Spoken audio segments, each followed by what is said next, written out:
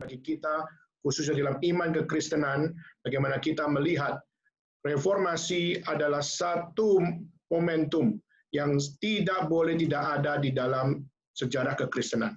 Kita melihat di abad 16, Tuhan membangkitkan Martin Luther untuk memberitakan akan satu berita, yaitu hanya kepada Allah saja, hanya oleh karena iman, hanya oleh karena anugerah Tuhan, dan hanya Kristus saja, dan hanya untuk kemuliaan nama Tuhan saja.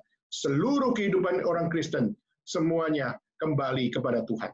Maka itulah kenapa melalui hari Minggu ini, kita bersama-sama akan memperingati Hari Reformasi, dan bagaimana kita kembali melihat perjuangan Martin Luther memberitakan message yang menyatakan bahwa segala kemuliaan kepada Tuhan haruslah membakar hati kita masing-masing. Maka hari ini mari kita bersama-sama mempersiapkan hati kita masuk dalam ibadah reformasi yang kita akan sama-sama belajar bagaimana memiliki hati yang terbakar di dalam Tuhan. Mari kita sama-sama tundukkan kepala, kita bersama-sama berdoa. Bapa dalam surga, kami berterima kasih atas setiap apa yang Tuhan sudah anugerahkan bagi kami. Kami bersyukur kepada Tuhan. Kalau Engkau begitu baik, senantiasa berfirman bagi kami. Dan bila Engkau yang memakai gerejamu, Engkau yang memakai para hamba-hambamu, untuk dapat menyatakan kesejatian di dalam kami mengerti apa yang ada di dalam firman Tuhan. Dan ajar kami Tuhan, bukan kami sekedar mendengar, tapi kami rindu diubah oleh Tuhan. Dan kami rindu dibakar hati kami oleh Tuhan untuk melakukan apa yang benar, apa yang sejati, dan apa yang menyenangkan hati Tuhan. Tolonglah kami ya Tuhan, di mana kami akan siap mendengar firman, dan biarlah Engkau sendiri yang berfirman bagi kami. Dan biarlah Engkau yang menyembunyikan hamba-Mu. Biarlah setiap apa yang dikatakan, bukan fokus kepada apa yang hamba katakan, tapi biarlah setiap apa yang dinyatakannya adalah yang Tuhan nyatakan bagi kami. Dan biarlah Tuhan berbelas kasihan bagi kami, memimpin setiap kami masing-masing untuk mengerti kebenaran firman Tuhan. Terima kasih ya Tuhan, inilah doa kami. Kami serahkan pemberitaan firman Tuhan pada pagi hari ini. Di dalam nama Yesus Kristus, kami bersama-sama berdoa dan mengucap syukur. Amin. So sekalian, pada hari ini kita akan mengambil dari satu ayat yang ada di dalam Lukas pasal 12. Dan di dalam Lukas 12 kita akan membaca satu ayat saja, yaitu di ayat 49. Lukas pasal 12 ayat yang ke-49, dan saya akan membacakan untuk saudara sekalian. Demikian firman Tuhan. Aku datang untuk melemparkan api ke bumi, dan betapakah aku harapkan api itu telah menyala. Sekian pembacaan firman Tuhan. Saudara, pada saat kita melihat mengapa Kristus datang ke dalam dunia, mengapa Kristus rela turun ke dalam dunia, dan mengapa Kristus menjadi satu-satunya Allah yang rela menyatakan pengorbanannya melalui datang ke dalam dunia dan memberikan nyawanya bagi setiap orang yang dikasihinya. Maka saudara, mengapa Kristus datang ke dalam dunia? Alkitab mencatat beberapa reasons. Alkitab mencatat beberapa alasan mengapa Yesus datang ke dalam dunia. Di dalam Markus pasal 1 ayat 38 menyatakan, marilah kita pergi ke tempat lain, ke kota-kota yang berdekatan, supaya di sana juga aku memberitakan Injil, karena untuk itulah aku telah datang. Saudara, Markus pasal 1 ayat 38 memberikan reason yang pertama, di mana Alkitab mencatat mengapa Yesus datang dalam dunia. Karena untuk memberitakan Injil. Karena untuk itulah aku datang, aku memberitakan Injil. Saudara, pada saat kita melihat inilah yang menjadi semangat reformasi. Semangat reformasi tidak bisa lepas dari pemberitaan Injil. Semangat reformasi tidak bisa lepas dari semangat Kristus inkarnasi datang ke dalam dunia. Dan pada saat kita melihat Kristus pergi ke kota, Kristus pergi ke desa, Kristus pergi di kota-kota berdekatan adalah untuk memberitakan Injil. Surah inilah yang seharusnya menjadi inspirasi bagi setiap hamba-hamba Tuhan, dimanapun ada, di saat ada pemberitaan Injil, maka tidak bisa hanya di satu kota, tetapi kota-kota yang ada di berdekatan Disitulah Tuhan mengatakan, hatimu seorang pemberita Injil harus juga bagi setiap orang-orang yang ada di sekeliling. Itulah kenapa kita pada saat berada di Beijing, kita memberitakan Injil ke Tianjin, ke Shijiazhuang, di Shanghai, kita memberitakan Injil ke Hangzhou, Nanjing, Ningbo, dan juga tempat-tempat yang lain. Kenapa ini menjadi suatu hal yang dikerjakan? Karena firman Tuhan yang mengajarkan. Semangat reformasi adalah semangat memberitakan Injil. Dan pada saat kita melihat Yesus Kristus datang, adalah karena Injil harus diberitakan. Maka saudara, kedua Alkitab mencatat mengapa Yesus datang ke dalam dunia. Kedua, tercatat dalam Yohanes pasal 18, ayat yang ke-37, yaitu, untuk itulah aku lahir. Untuk itulah aku datang ke dalam dunia. Supaya aku memberi kesaksian tentang kebenaran. Saudara, supaya aku memberi kesaksian tentang kebenaran. Supaya setiap orang yang berasal dari kebenaran mendapatkan suaraku. Maka Yohanes 18 ayat 31 menyatakan bahwa Yesus datang dalam dunia karena dia datang untuk bersaksi tentang kebenaran. Saudara, kebenaran harus disaksikan. Kebenaran harus diberitakan. Kesejatian harus ada di dalam hidup manusia. Maka kita melihat dunia hari ini, banyak dari mereka hidup bukan dari apa yang sejati. Mereka hidup bukan dari apa yang benar. Kita melihat hari ini, yang terjadi di Prancis, yang terjadi di Paris, yang terjadi di kota, yang di mana kemarin ada pemenggalan kepala. Saudara, ini sesuatu yang sangat-sangat tidak beres. Ini sesuatu yang sangat bertentangan dengan firman. Dari orang yang beragama tidak sepatutnya menghakimi dengan cara sendiri. Maka saudara, inilah yang menjadi satu kutukan bagi orang-orang yang berdosa, di mana mereka melakukan dosa, tapi mereka tidak bisa lepas dari keadilan. Mereka tidak bisa lepas dari apa yang namanya murka Allah. Dan kita melihat bagaimana seluruh dunia semua mengiyakan bahwa tindakan penghakiman, di mana memotong kepala, bagaimana menyiksa, karena satu hal, mereka berkata, God is great. Mereka berkata, Allahu Akbar. Dan akhirnya mereka melakukan hal-hal yang keji luar biasa. Saudara, orang-orang seperti ini pasti dihukum oleh Tuhan. Maka inilah menjadi satu hal. Mereka menamakan nama Allah di dalam setiap tindakan mereka. Tetapi Tuhan tidak akan pernah diam untuk membiarkan mereka. Kenapa? Karena yang mereka katakan, karena apa yang mereka saksikan, apa yang mereka kerjakan, semua bertentangan dengan apa yang benar. Maka Kristus kenapa datang ke dunia? Karena dialah satu-satunya Allah yang rela menjadi manusia dan memberi kesaksian tentang kebenaran. Maka kesaksian di luar Kristus tidak mungkin mewakili kesejatian kebenaran.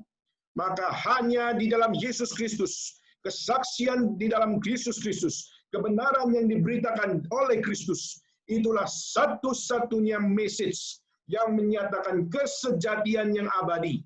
Sehingga setiap kita waktu mendengar firman, setiap kita bisa dikuatkan oleh Tuhan. Setiap kita waktu mendengar firman, kita bisa ditegur dan kita disadarkan oleh Tuhan. Dan hanya melalui kesaksian kebenaran Kristus, setiap kita dapat diselamatkan oleh Tuhan. Maka tidak ada satupun kesaksian kebenaran yang dapat memberikan keselamatan kekal kepada saudara dan saya. The one and only man, the one and only God, only by Christ alone. Maka saudara, kesejatian adalah milik Allah, kebenaran adalah milik Allah. Maka tidak mungkin ada yang dapat melakukan atau memberitakan atau memberikan kesaksian dan kebenaran yang sejati. Kenapa? Karena setiap orang yang berasal dari kebenaran barulah dapat mendengarkan suara kebenaran itu sendiri. Dan siapakah yang berasal dari kebenaran? Maka mereka adalah orang-orang percaya. Orang-orang yang digerakkan oleh Tuhan untuk meresponi setiap firman Tuhan. Sehingga mereka tahu ini kebenaran. Dan ini tidak boleh hanya sampai kepada saya. Tapi ini harus diberitakan ke berbagai tempat. Ketiga, mengapa Yesus datang ke dalam dunia? Di dalam 1 Petrus pasal 2 ayat 21 dikatakan, sebab untuk itulah kamu dipanggil, karena Kristus pun telah menderita untuk kamu dan telah meninggalkan teladan bagimu supaya kamu mengikuti jejaknya. Saudara, yang saya garis bawahi adalah meninggalkan teladan bagimu. Saudara, Kristus datang ke dunia karena Dia adalah teladan sempurna bagaimana hidup orang percaya dapat hidup sepadan dengan Tuhan. Maka menjadi teladan bagi kita, menjadi teladan bagi saudara, menjadi teladan bagi saya, bagaimana setiap kita sama-sama mengikuti jejaknya untuk bagaimana kita melakukan kebenaran, bagaimana kita memperjuangkan kebenaran, dan bagaimana setiap kita dapat menjadi saksi kebenaran. Tetapi saudara, pada saat kita melihat mengikuti jejak Kristus, berarti bukan hanya kita mengikuti Dia hanya waktu senang, tetapi kita juga harus belajar mengikuti Dia di dalam waktu yang sulit dan di dalam waktu yang susah. Saudara, kita melihat Kristus datang ke dunia, tidak sedikit yang mencaci maki Dia, tidak sedikit yang mengusir Dia, dan tidak sedikit yang berusaha untuk menyalahkan setiap apa yang Dia lakukan. Dia adalah Allah yang rela turun jadi manusia dan menjadi teladan bagi dunia, tapi dunia justru tidak suka teladan Kristus. Dan pada saat kita melihat Kristus justru datang dunia, mengalami penolakan, mengalami caci maki, mengalami akan satu hal, penderitaan yang begitu tragis, yang begitu ironis, dan itu semua dalam penderitaan yang tidak sepatutnya Allah harus menanggungnya. Tetapi justru kita melihat Kristus menjadi teladan, rela menderita bagi orang-orang yang dikasihinya, rela menderita bagi kaum pilihannya, rela menderita bagi orang-orang berdosa yang tahu anugerah keselamatan yang sejati hanya ada pada Kristus saja. Maka Kristus datang dalam dunia memberikan teladan yang sempurna. Waktu penderitaan datang, waktu apa yang menjadi sukacita dan duka cita datang, bagaimana engkau tetap sepadan dengan Allah.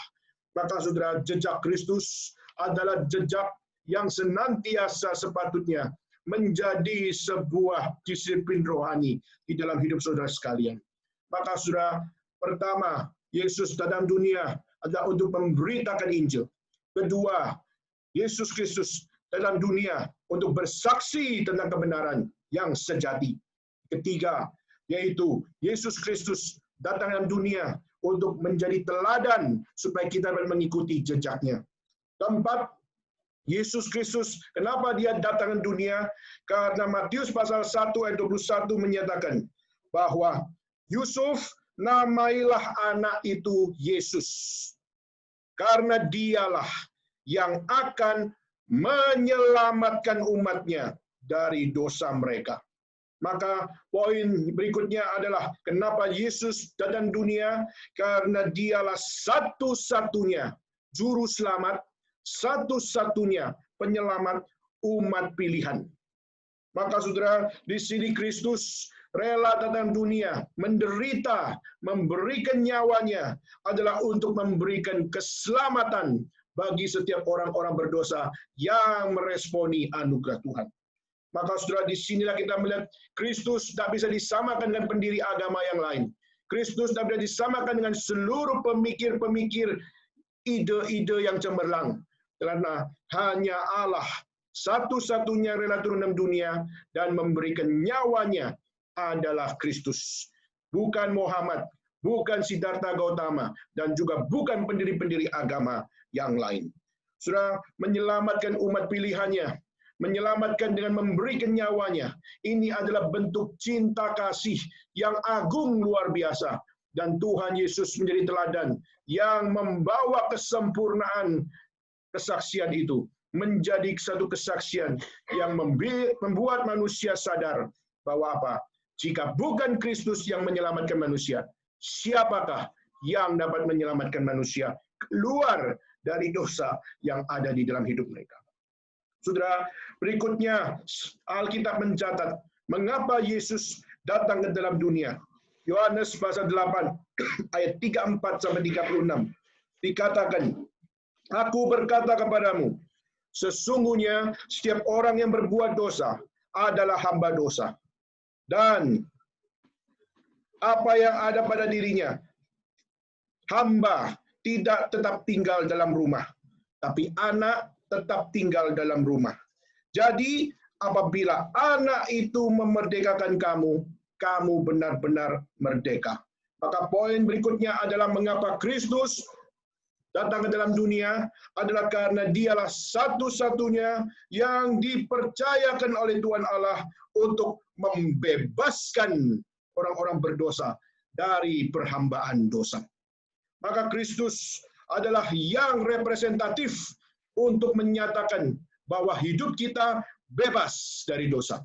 Hidup kita dapat mutlak menerima kekekalan, hidup yang kekal, di mana setiap kita tidak lagi berada di dalam cengkraman maut, tetapi kita dimerdekakan di dalam Dia.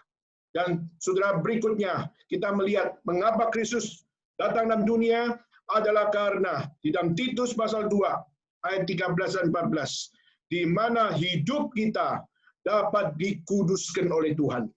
Hidup kita dapat diberikan akan satu transformasi di mana kita adalah orang berdosa, tetapi kita justru menjadi kepunyaan Allah. Kita dituntun hidup sesuai dengan apa yang disukai oleh Allah dan menguduskan setiap orang percaya, sehingga setiap kita dapat belajar bagaimana berbuat baik, bagaimana berbuat rajin, bagaimana berbuat tekun di dalam hidup kita, di dalam perkara yang ada di atas. Maka saudara, ini adalah beberapa poin. Kita bisa melihat Alkitab mencatat mengapa Kristus datang ke dalam dunia. Tetapi kita tadi baru membaca satu ayat, yaitu dalam Lukas pasal 12 ayat 49, di mana di ayat itu dikatakan bahwa Yesus datang bukan sekedar memberitakan Injil. Yesus Kristus datang bukan hanya sekedar bersaksi tentang kebenaran. Yesus Kristus datang bukan sekedar menjadi teladan sempurna bagi orang percaya, bukan sekedar menjadi juru selamat kaum pilihannya, bukan sekedar membebaskan mereka dari perhambaan dosa, maupun menguduskan setiap mereka supaya hidup sepadan dengan Tuhan. Tetapi tahukah saudara bahwa Yesus juga menyatakan bahwa aku datang untuk melempar api ke bumi. Saudara, pada saat kita melihat ayat ini, aku datang untuk melemparkan api ke bumi. Bagaimana kita sebagai orang percaya hari ini mengerti tentang api yang dilempar oleh Kristus ke bumi? Maka saudara, kata api memiliki beberapa pengertian, di mana api pertama dikaitkan di dalam penghakiman Allah, di mana Allah menghakimi apa yang berdosa. Allah menghakimi apa yang tidak diperkenan oleh Tuhan. Allah menghakimi apa yang melawan Tuhan. Maka saudara, menghakimi adalah satu hak mutlak Allah. Maka manusia di dalam menghakimi pasti memiliki kelemahannya, pasti memiliki keterbatasannya. Tetapi kita melihat penghakiman Allah adalah penghakiman yang absolut, yang solid, dan tidak bisa diganggu-gugat, karena penghakiman Allah adalah sesuai dengan natur kedaulatannya, di mana Allah tidak pernah salah, Allah tidak pernah melakukan hal yang tidak sempurna. Seluruh apa yang Tuhan nyatakan adalah di dalam kesempurnaan dalam naturnya. Maka Yesus Kristus datang melemparkan api ke bumi. Apa artinya? Pertama, kita melihat bagaimana api yang dilemparkan ke bumi adalah untuk menguji setiap orang percaya. Saudara, kita diuji. Apakah saya sebagai orang percaya, saya sungguh-sungguh adalah orang percaya yang sungguh-sungguh percaya di dalam kepercayaan. Saudara, di dalam 1 Korintus pasal 3 ayat 11 sampai ayat 15 dikatakan, emas, perak, batu permata dalam kehidupan orang percaya akan bertahan dalam api pengujian Allah. Sedangkan kayu, rumput kering, dan jerami itu akan terbakar karena tidak dapat diuji. Kayu begitu gampang pada saat dibakar hancur. Rumput kering begitu gampang hancur waktu dibakar. Dan jerami waktu dibakar juga gampang sekali untuk hancur. Kenapa? Karena kayu, rumput kering, dan jerami tidak memiliki nilai kekal. Tidak memiliki nilai yang lebih. Sedangkan emas semakin dibakar, emas semakin murni. Perak semakin dibakar, semakin murni. Batu permata semakin dibakar, semakin murni. Maka kehidupan orang percaya dikaitkan di dalam satu kualitas. Apakah engkau adalah Kristen tipe emas, Kristen tipe perak, Kristen tipe batu permata, atau engkau adalah Kristen tapi kau adalah Kristen kayu, Kristen rumput kering, dan Kristen jerami. Maka jika kita adalah hanya orang Kristen kayu, rumput kering, dan jerami, maka kita waktu mengalami kesulitan, waktu kita mengalami tantangan, waktu kita mengalami akan satu goncangan yang begitu besar, maka kita tidak setia kepada Allah. Setiap kita takut dan khawatir, dan setiap kita tidak kembali kepada apa yang Tuhan janjikan, maka saudara akan dengan mudah terbakar. Dan sehingga terbakarnya bukan terbakar di dalam kemurnian, tetapi terbakar di dalam kehancuran. Setiap kita jadi orang Kristen bisa terbakar, tapi kita justru terbakar karena kita tidak punya iman, kita tidak punya kepegangan dalam janji Tuhan, sehingga pada saat api Tuhan membakar, kita akhirnya tidak kuat untuk diuji oleh Tuhan. Maka Tuhan menyatakan bahwa api adalah api penghakiman. Karena yang tidak kuat, yang tidak bertahan, dan yang tidak rela untuk diuji, maka semuanya itu adalah fana. Tapi yang rela diuji, tetapi yang rela untuk dibakar, dan rela untuk mengalami begitu banyak akan pengujian-pengujian, maka disitulah terbukti ada nilai pada emas tersebut. Ada nilai pada perak tersebut. Ada nilai pada batu permata tersebut. Maka saudara, aku datang melemparkan api ke bumi karena aku mau memurnikan yang bernilai, memurnikan yang memiliki kekekalan.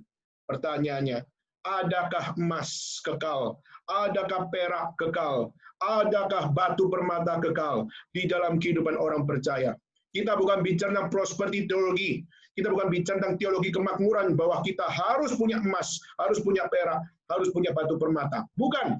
Tapi justru bagaimana kerohanian kita, bagaimana kehidupan kita sebagai orang percaya. Kita rela untuk diuji oleh Tuhan. Kita rela untuk bertahan di dalam setiap api pengujian tersebut, di mana kita semakin dimurnikan, semakin untuk belajar bagaimana hidup saudara dan saya semakin tetap mengasihi Tuhan di dalam segala perkara. Maka saudara, api yang dilemparkan Kristus ke bumi adalah api penghakiman. Kedua, api yang dilemparkan oleh Kristus ke dalam bumi adalah yang kedua, yaitu api yang memisahkan apa yang kotor dan apa yang bersih. Untuk memisahkan mana yang tidak layak, mana yang layak. Saudara, api membakar akan emas, yang terbakar bukan emasnya, tetapi waktu api membakar emas tersebut, yang terbakar adalah kotoran-kotoran yang ada pada emas. Debu-debu yang ada pada emas. Setiap bekas-bekas akan rumput atau bekas-bekas dari setiap tanah yang ada pada emas. Itulah yang pada saat api membakarnya, justru kotoran-kotoran itu, justru yang adalah tanah dan yang adalah debu itu akan terpisah karena api memisahkan semuanya itu. Dan kenapa api memisahkan? Karena api punya semangat untuk bukan sekedar memurnikan saja, tapi membersihkan apa yang cemar, membersihkan apa yang kotor, membersihkan apa yang tidak sepatutnya ada di situ. Dan kita melihat bagaimana emas tetaplah di dalam kemurniannya. Saudara, api yang dilemparkan Kristus ke bumi adalah api penghakiman, api pemisahan, api pembersihan, api pemurnian, dan yang kelima, api yang dilemparkan Yesus ke bumi adalah api yang menghanguskan. Apa itu api yang menghanguskan? Di dalam Imamat pasal 10 ayat 1 sampai 7 ada satu kisah di mana Imam Eli punya anak dua, namanya Nadab dan Abihu. Di mana dua anak imam ini melayani rumah Tuhan. Tetapi justru Nadab dan Abihu dihukum oleh Tuhan. Kenapa? Karena mereka tidak jujur di dalam bagaimana mereka mengumpulkan persembahan. Dan mereka tidak jujur di dalam bagaimana memakai uang Tuhan. Dan mereka justru juga dihukum oleh Tuhan. Karena dia, khususnya dua anak dari Imam Eli ini, melakukan dosa seksual di dalam hidup mereka, di mana sebelum mereka beribadah, mereka mencari wanita untuk melampiaskan nafsu mereka. Saudara, inilah satu hal, melayani Tuhan, tapi tidak di dalam dedikasi yang benar, tidak di dalam motivasi yang benar, tidak di dalam sebuah semangat melayanan yang benar, maka melayani dengan ketidakbenaran. Tuhan tidak memiliki kompromi. Sehingga kita melihat Nadab dan Abihu, meskipun dia adalah anak hamba Tuhan, dia adalah anak imam, Tuhan tidak segan-segan untuk menghanguskan Nadab dan Abihu. Maka di sini api yang dilemparkan ke bumi adalah api yang menghanguskan, supaya setiap orang-orang yang percaya kepada Tuhan, mereka tidak main-main dengan iman mereka. Mereka tidak main-main dengan Tuhan, mereka tidak main-main di dalam kesaksian hidup mereka sebagai orang percaya. Maka Nadab dan Abihu menjadi contoh dan menjadi cermin bagi kita. Bagaimana kita melayani Tuhan hari ini. Apakah kita melayani Tuhan dengan sungguh-sungguh melayani, karena kita tahu bahwa Tuhan adalah Tuhan, dan setiap kita adalah orang manusia dicipta menurut gambaran rupa Tuhan dan dikasihi oleh Tuhan. Maka waktu kita diselamatkan oleh Kristus, maka itulah sebuah privilege bagaimana kita tidak boleh tidak melayani Tuhan. Setiap kita harus punya semangat bagaimana hati kita dibakar, dan kita harus rela dibentuk, dipisahkan, dibersihkan, dimurnikan, dan bagaimana kita percaya Allah adalah api yang menghanguskan. Allah juga tidak segan-segan membakar habis, menghanguskan orang-orang yang tidak setia kepada Tuhan. Maka mari kita belajar berdoa kepada Tuhan. Bagaimana Tuhan adalah api yang menghanguskan, dan dia melemparkan api ke bumi. Pertanyaannya adalah, apa sih yang dihakimi oleh Tuhan? Apa sih yang dipisahkan oleh Tuhan? Apa sih yang dibereskan dan dibersihkan oleh Tuhan? Dan apa sih yang dimurnikan oleh Tuhan? Apa sih yang dihanguskan oleh Tuhan? Saudara, kita percaya yang dihanguskan oleh Tuhan, yang dibersihkan oleh Tuhan, yang dipisahkan oleh Tuhan, dan yang dihakimi oleh Tuhan adalah dosa yang ada di dalam hidup kita semua. Saudara, dosa di dalam bahasa asli memakai istilah hamartia atau memakai kata afon yang artinya adalah meleset dari sasaran. Saudara, dosa adalah meleset dari sasaran. Dosa meleset dari apa yang ditentukan Tuhan Allah. Dan pada saat kita melihat bagaimana kita sebagai orang percaya hari ini. Apakah saudara sebagai orang Kristen, tapi kita meleset dari sasaran. Kita menjadi orang Kristen, tapi kita meleset dari apa yang dijanjikan Tuhan. Dan kita adalah orang Kristen, tapi kita meleset dari apa yang sepatutnya menjadi kesaksian di dalam hidup kita semua.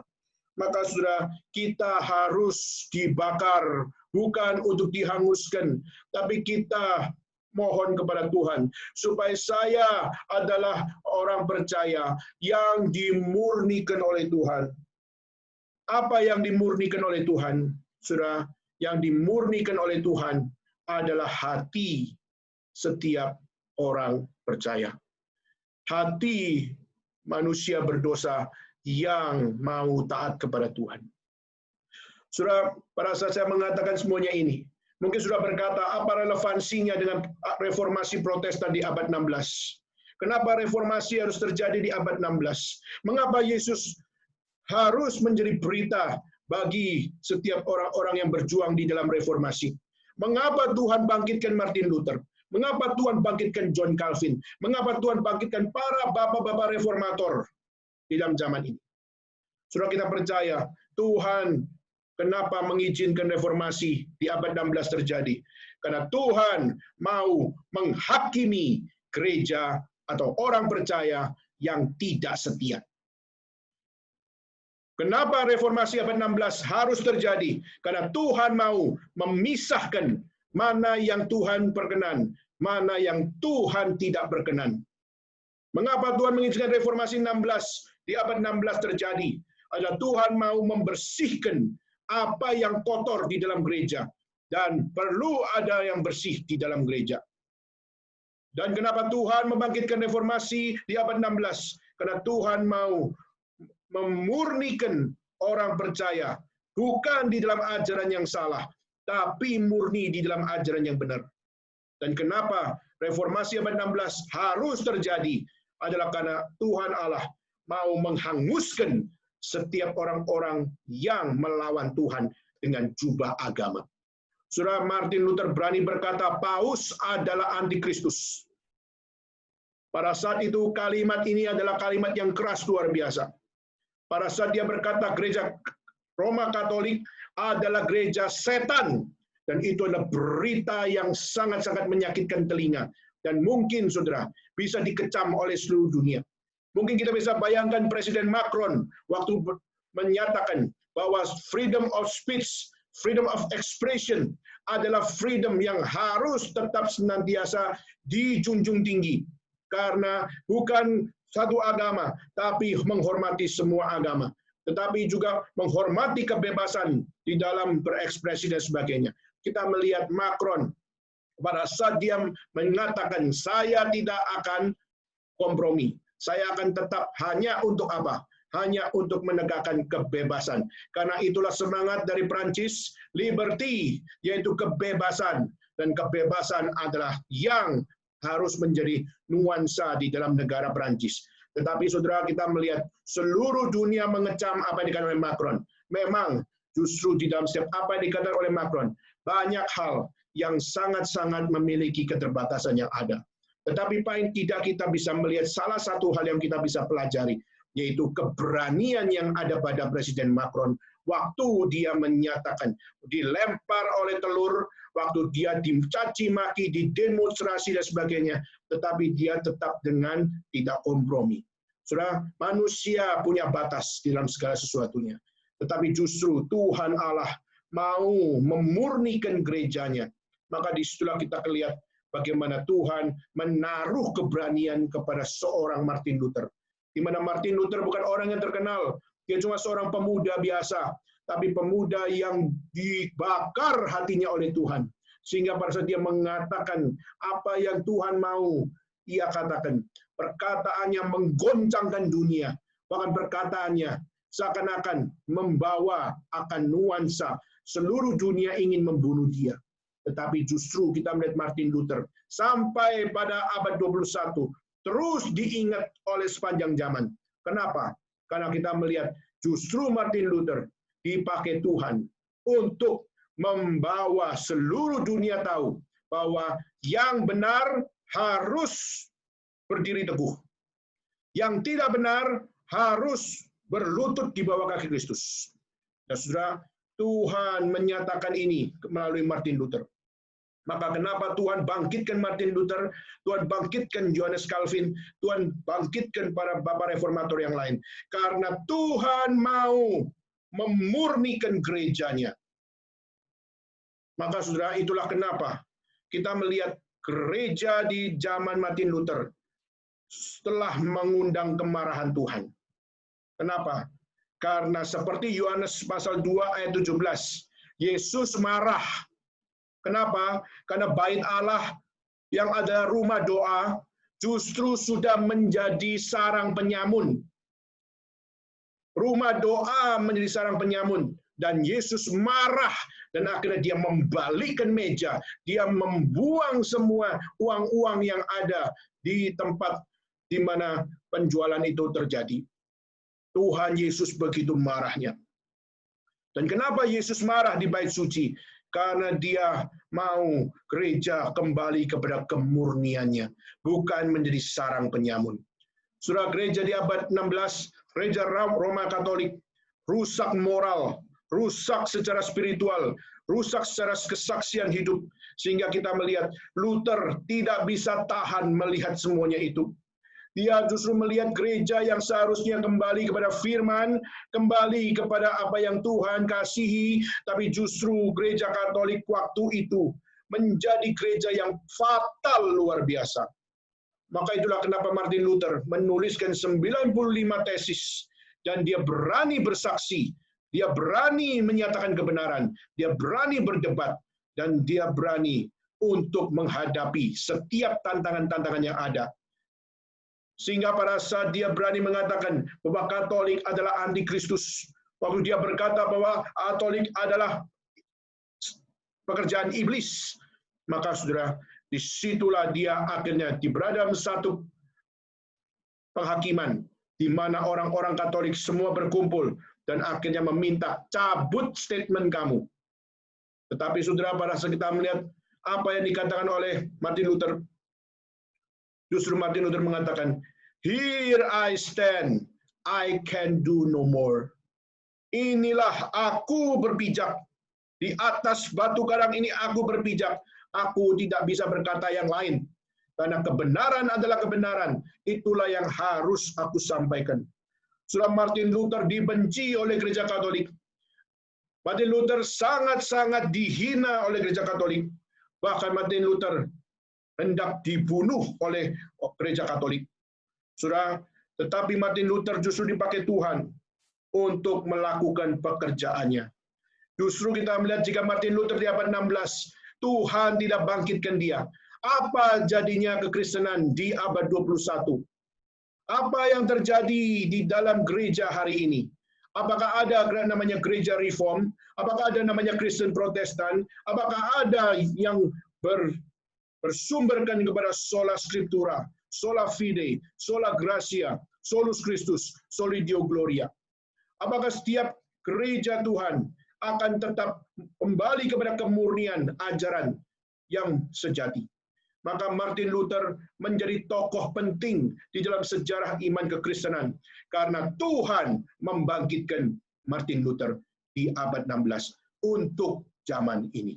Maka saudara, pada saat Martin Luther dipakai Tuhan untuk melakukan pekerjaannya, pertanyaannya adalah, bagaimana dengan saudara hari ini? Kalau Tuhan Allah membakar hatinya untuk berani bicara kebenaran, untuk berani berjuang memberitakan doktrin yang benar, dan berani untuk memberitakan Injil Kristus, bagaimana dengan hati kita? Bagaimana dengan hati saudara? Bagaimana dengan hati saya? Sudahkah hati kita dibakar oleh Tuhan? Saudara, tadi kita mengatakan, kenapa Yesus berkata, "Aku melemparkan api ke bumi"? Karena Tuhan mau yang berkualitas emas, berkualitas perak, berkualitas batu permata ada di dalam hati orang percaya. Maka Tuhan memberikan akan api untuk membakar hatimu. Tentu yang dibakar, dimurnikan, tapi yang diberikan akan api itu juga akan membakar apa yang tidak kekal, kayu, rumput kering, jerami, dan sebagainya. Apa yang kotor, apa yang tidak setia, apa yang tidak berkenan di Tuhan, apa yang kita kompromikan, Tuhan akan bakar semua lenyap. Tuhan akan hanguskan lenyap. Maka saudara, jika kita hari ini sebagai orang percaya, mari kita bertanya, sudahkah hati kita dibakar oleh Tuhan? Yang tidak beres dibakar, dilenyapkan, dihanguskan. Arogansi dibakar, dihanguskan. Keminderan dihanguskan. Dan juga setiap kita, di dalam setiap apa yang dalam hidup kita semua mohon kepada Tuhan, Tuhan hanguskan apa yang tidak kekal. Tapi Tuhan, bakarlah hati kami, murnikan seperti emas, murnikan seperti perak, murnikan seperti batu permata, di dalam pertobatan yang sejati. Sehingga kami dapat melihat damai sejahtera Tuhan. Saudara, kita perlu berdoa minta kepada Tuhan. Kita perlu minta api membakar hati kita. Kita harus memohon kepada Tuhan, kiranya hatiku terbakar di dalam kemuliaan-Mu ya Tuhan. Maka saudara, yang menjadi dambaan Martin Luther adalah bagaimana hatinya selalu terpaut kepada Tuhan, bagaikan api yang memurnikan dirinya. Maka saudara, kita perlu berjuang, kita perlu memohon kepada Tuhan, supaya anugerah Tuhan adalah anugerah yang terus memurnikan kita semua. Sehingga semakin kita menjadi orang Kristen, kita semakin murni di dalam ajaran, kita murni di dalam pelayanan, kita murni di dalam pekerjaan Tuhan. Dan pada saat kita murni, waktu kita berbicara tentang kebenaran, kita tidak takut. Waktu kita bicara tentang doktrin, kita tidak mundur. Dan waktu kita bicara tentang Injil, kita tidak takut mati dan sebagainya. Saudara, hari ini kita melihat banyak sekali orang-orang yang berbicara secara vokal, itu dibenci oleh banyak orang. Kita melihat Martin Luther dibenci oleh begitu banyak orang, khususnya orang-orang Katolik Roma, karena dia memberitakan Kristus, dan dia memberitakan ajaran oleh karena iman saja, oleh karena anugerah Tuhan saja. Maka dia mengatakan gereja bukan di atas kitab suci, tapi kitab suci lah yang berada di atas gereja. Maka the magisterium harus submit kepada kitab suci. Bukan kitab suci berada di bawah apa yang namanya the magisterium. Maka saudara, hari ini kita melihat di televisi bagaimana waktu Macron mengatakan bahwa saya tidak akan kompromi khusus untuk freedom of expression. Saudara, maka waktu dia mengatakan itu, seluruh negara mengecam, tapi dia tetap berpihak. Saudara, pada saat saya membayangkan menjadi seorang yang tidak kompromi seperti itu, dia harus bayar harga. Seperti pada saat Basuki Cahayapurnama, Ahok, waktu dia dipenjarakan karena dia mengatakan tentang Al-Maidah 51. Dan waktu dia mengatakan itu, akhirnya dipelintir, dan akhirnya singkat cerita, dia tidak kompromi, tetapi akhirnya dia juga masuk penjara. Kadang kita tidak bisa ngerti kenapa penjara justru di tempat orang benar. Yang seharusnya penjara adalah tempat orang berdosa, tempat orang salah, tapi justru di tempat orang yang memperjuangkan kebenaran. Nah, saudara, tapi kita juga melihat bagaimana orang-orang yang begitu vokal banyak dibenci. Seperti hari ini kita melihat Donald Trump juga banyak sekali dibenci. Kenapa? Karena dia berani melawan China. Kita melihat banyak sekali tulisan-tulisan artikel-artikel yang menulis, kenapa di zamannya George Bush, kenapa di zamannya Obama tidak berani melawan China? Kenapa Bush, Obama tidak berani melawan perang dagang? Saudara, di situ ada beberapa poin di dalam menyatakan itu. Tapi saya tertarik kepada satu poinnya, yaitu apa? Karena George Bush dan juga Obama masih berharap negara China akan menjadi negara yang demokratis. Karena sejak Deng Xiaoping terbuka, maka China semakin lama semakin menjadi negara yang sekuler. Dan dengan perkembangan sekuler yang ada pada negara China, Amerika berharap bahwa China menjadi the next democratic country. Tetapi saudara, pada saat Bush, Obama sudah menjalankan pemerintahannya, di dalam poin artikel yang saya baca, menyatakan bahwa China tidak berubah. Maka di situ, di dalam artikel itu dikatakan, Donald Trump justru dia menyatakan tidak lagi kompromi terhadap China. Kenapa? Sejak Bush dan Obama begitu lembek menghadapi China, akhirnya yang diuntungkan bukan Amerika, tapi yang diuntungkan adalah China. Sehingga akhirnya Donald Trump justru mengatakan no more untuk China. Dan akhirnya kita melihat sampai pada hari ini, China menjadi salah satu negara yang paling sering, paling sengit dilawan oleh Donald Trump. Saudara, kadang kita melihat politik di sini, yang bicara vokal, seringkali kita tidak bisa melihat hal yang positif. Seringkali kita sudah cenderung menghakimi orang yang bicara vokal pasti adalah orang yang iri hati. pasti orang yang keras kepala, dan pastilah orang yang tidak punya akan satu cinta kasih dan sebagainya. Tetapi saudara, kalau kita mau melihat justru di dalam sejarah kekristenan pun, Tuhan memakai seorang Martin Luther, pemuda yang tidak punya akan satu karakter yang keras, tapi justru Tuhan bakar hati dia untuk berani menyatakan keberanian dan kebenaran secara vokal. Saudara, apakah pada saat melihat hal semuanya ini, kita akhirnya perlu melihat kenapa reformasi menjadi begitu relevan di dalam perjuangan Martin Luther di abad 16, yang akhirnya dilanjutkan oleh John Calvin dan juga yang lain. Saudara, reformasi justru adalah momen Allah membakar hati orang percaya untuk setia, untuk berani, untuk berjuang, untuk melihat kebesaran Tuhan melalui setiap hati yang dibakar oleh Tuhan. Maka saudara, Martin Luther dipakai Tuhan untuk berani melawan Katolik Roma dan merobohkan doktrin-doktrin yang kacau. Dan bagaimana kita melihat melalui Martin Luther, kita melihat bagaimana banyak orang-orang Kristen disadarkan betapa bodohnya dia, betapa kurang imannya mereka, dan kurang percayanya mereka, sehingga Martin Luther dipakai Tuhan membakar hati orang percaya, sehingga mereka dapat kembali kepada kitab suci. Waktu di zaman Martin Luther, Alkitab hanya dimiliki oleh gereja, hanya dimiliki oleh rohaniawan, hanya dimiliki oleh orang pemerintah, hanya dimiliki oleh orang-orang kaya. Tetapi di zaman Martin Luther, tidak boleh Alkitab hanya untuk sekelompok orang itu. Maka semua orang harus baca kitab suci.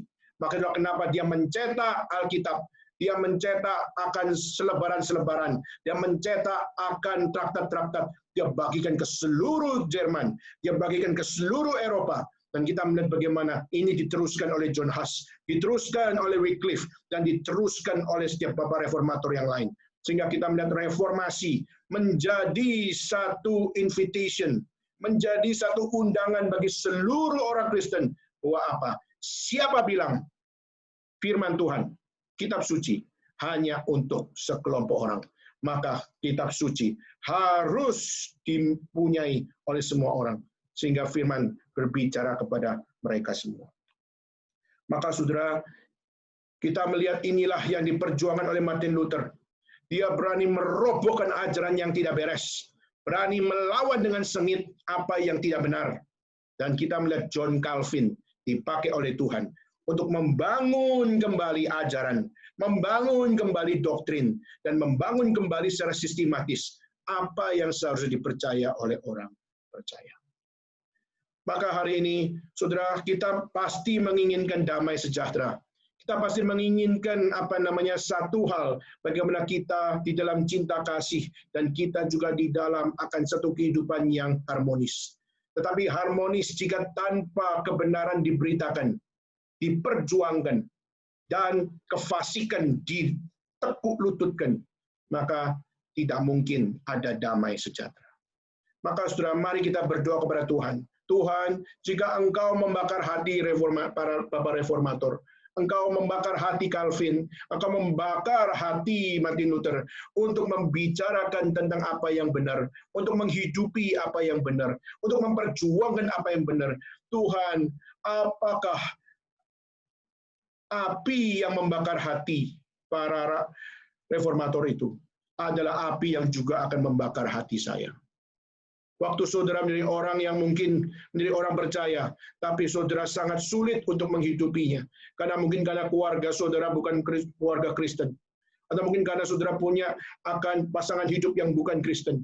Atau saudara punya akan satu hal pertemanan yang bukan Kristen. Atau mungkin saudara menjadi seorang yang menjadi orang percaya, tapi saudara masih jatuh bangun di dalam kehidupan saudara. Sehingga akhirnya saudara merasa sepertinya saudara kecil hati mengikut Tuhan. Saudara, api yang membakar akan Martin Luther adalah api yang juga datang kepada kita untuk membakar setiap kita hidup benar di dalam Tuhan, hidup murni di dalam Tuhan, hidup setia di dalam Tuhan. Maka biarlah setiap kita dapat bersama-sama berdoa kepada Tuhan. Tuhan, jadikan aku instrumen di dalam kasih-Mu. Jadikan aku instrumen di dalam keadilan-Mu. Jadikan aku instrumen di dalam kebenaran-Mu.